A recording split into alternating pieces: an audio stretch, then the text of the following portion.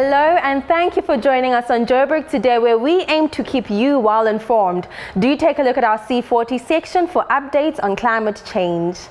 You can never guarantee that you will always have electricity, but there are definite ways to ensure that you are well prepared for when this happens. Let's see what Bundu Power has to offer.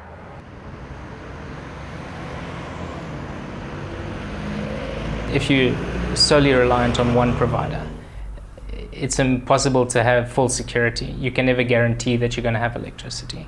So you need to have that backup, whether it be a UPS, whether it be a generator. It just depends on how long you want to back it up for and you know how deep your pockets are to run the machine. We offer a number of different kind of generators, from small camping generators through to big industrial generators. Again, different fuels as well. We use petrol, diesel, and gas. Then on the renewable side, we've got solar panels, solar pumps, and solar street lighting. The reason people want a generator is peace of mind. People don't trust Eskom anymore. I would advise people that looking to save on energy, or at least to be less reliant on Eskom if they do have a power cut, would be to make a hybrid system whereby they take their geyser off the national grid, so they've always got hot water.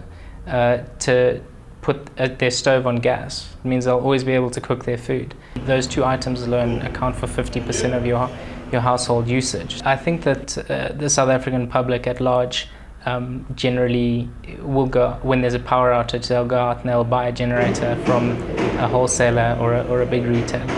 I understand the reason people do that, but the fact remains is that when you buy something from a non-specialist in a field like this, you don't have the guarantee of backup, and you don't have the guarantee of service. You might not be able to get your spares or your service for those items, which are hugely important. It's you know, the same as running your car. You have to service it, you have to maintain it, and without the service and maintenance and spares availability, you might just be shooting yourself in the foot. Obviously, I feel that you need to have a generator, not just because of Eskom. You know, there's weather events that happen that can cause outages. There's rain, which can wet the coal.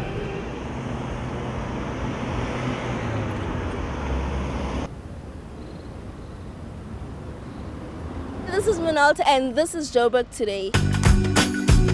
Today we're going to be talking about the sustainability of natural resources. And in studio with us we have Mr. Ashwin Seetal, a water management specialist from Royal Haskoning DHV, and Mr. Wandile Zwane, the executive head of social development in the city of Johannesburg. Thank you so much for joining us. Okay, Ashwin, everybody needs water, food and energy to survive. What is the importance of these natural resources? Well, they're the basic elements that we need as individuals, as you've said, to survive. So that's at the one level, the individual level. You take that to its next logical conclusion up. Societies need it, and communities need it. And you'll find that as we have congregated as modern society into these huge urban settlements that you have around the world, Joburg is no different, you'll find that the demands for these resources then become extremely heavy. And on all levels, for the water, for food, and for energy. As our living standards increase, as our populations grow, the demands and the pressures on these natural resources keeps growing. Mr. Wandile, we're always speaking of water, food, and energy as separate entities. How interlinked are they? They're very interlinked. I mean, you need water for you to be able to produce food. And without the other, especially without water, there will not be food for us to actually get onto our table. But also, you know that as we grow the plants, we need the tractors, we need to pump the water, and for that to happen, we need energy. And once that is done, for us to actually get the food into our mouths, we need that to be processed. So if you go to a shop and you're looking for chicken, it must go into an oven, and it must be taken out, and all sorts of things, and that requires energy. So all of those things, they work together. But in the main, you can't, in fact, separate them, as Ashwin was saying. Okay. Again, Ashwin, I just want to know, what are the steps that are being taken to secure these natural resources in a city like Johannesburg? Well, if you look at it, and I think this is why in the way the managers, the planners in these various sectors operate now, they call this the nexus. It's where all three, the management of all three resources comes together.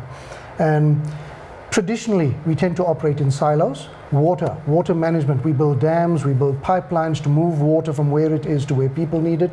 Food, we grow them out in the farms, that's out in the rural areas, we need to transport these to the cities. Your energy, as Wandile said, you need to cook your food, you need to grow your food. In order to water this, irrigation schemes, you require energy, you require electricity to pump the water that irrigates and grows plants, that feeds the animals that we also feed on.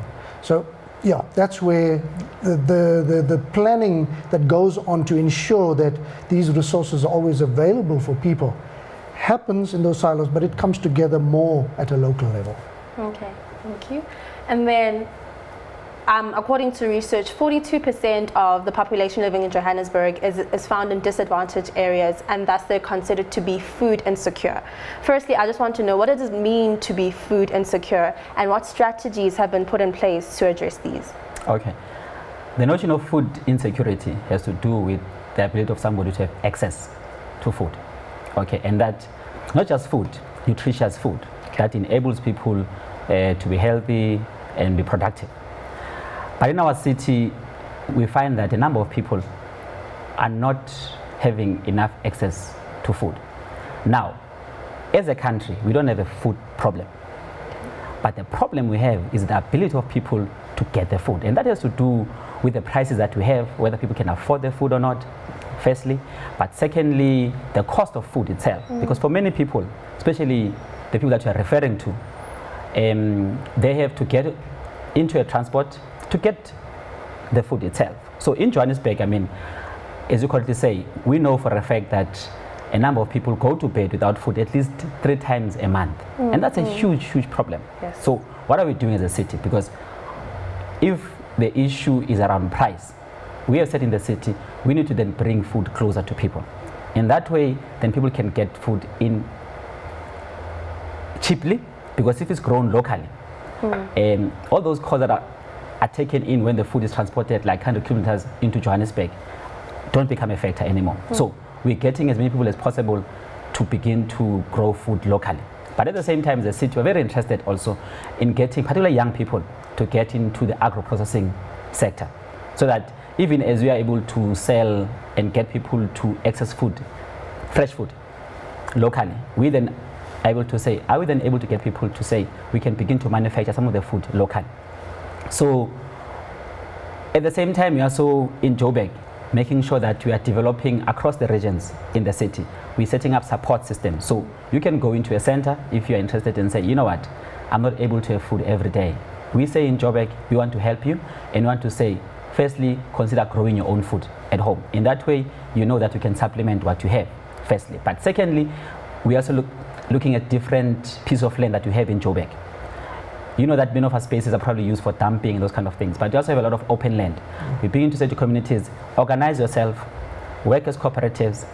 Let's see how you can begin to earn an income from the extra food you are producing from those spaces. But we're setting up a major support system in Joburg to get emerging farmers to be supported, but to grow, to begin to access different kinds of markets that we have in the city.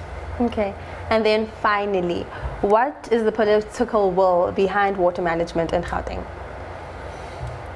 All right, I'm sure one you will talk about Gauteng. anyone. But just as far as the political will is concerned, I mean, if you look at our constitution, our national water laws, the statutes, I think that political will is there. Okay. And it's undoubtedly, in terms of the planning that even happens at a local level, these are the water services development plans, and I'm going to say agricultural development plans. I mean, One Hill is probably involved in a lot of that level of planning. So I think the planning instruments, etc., we have there, and that has demonstrated that the political will to make that happen is there. Where we do have a problem, I think, with the turnover in amongst our political role players and understanding of what is required to make those plans and to give effect to that legislation is where the biggest weakness lies. Okay. And with the capacity and the skills required to make that a reality is our biggest challenge. Okay, thank you so much.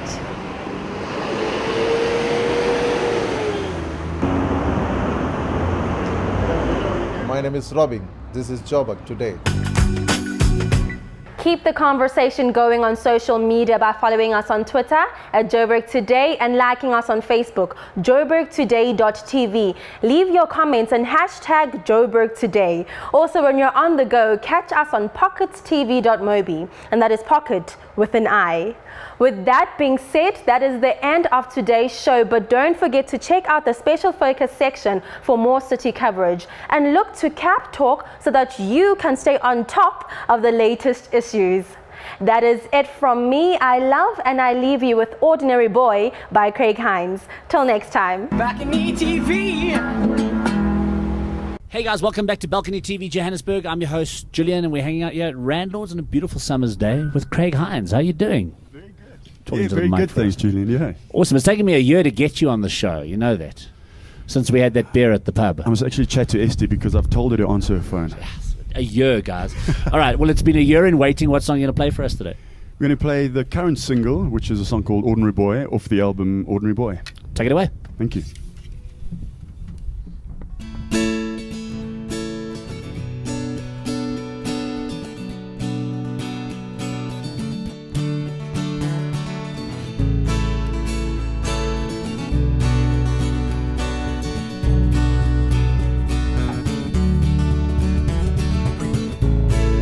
Ordinary boy, extraordinary girl, waiting on fate to take notice, barely self-employed, purely self-assured, waiting on empty tables, waiting on the world, praying to a sky that's a silent blue, waiting for the right time to ask her, act as if the curse was lifted, act as if the ship's not drifted, got the gift, bought the winning ticket, just act as if.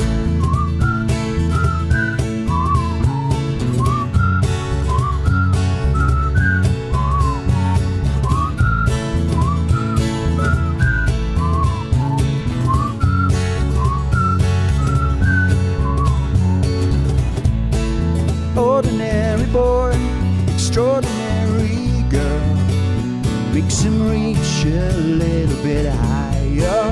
Hard not to enjoy eating butter sandwiches. The nights that couldn't get much brighter, waiting for a chance to show her hard times on forever, waiting for the right time to ask her, act as if the curse was lifted, act as if the ship's not drifted, got the gift, bought the winning ticket, just act as if,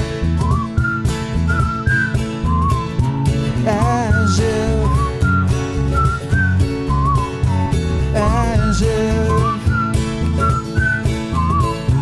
as if.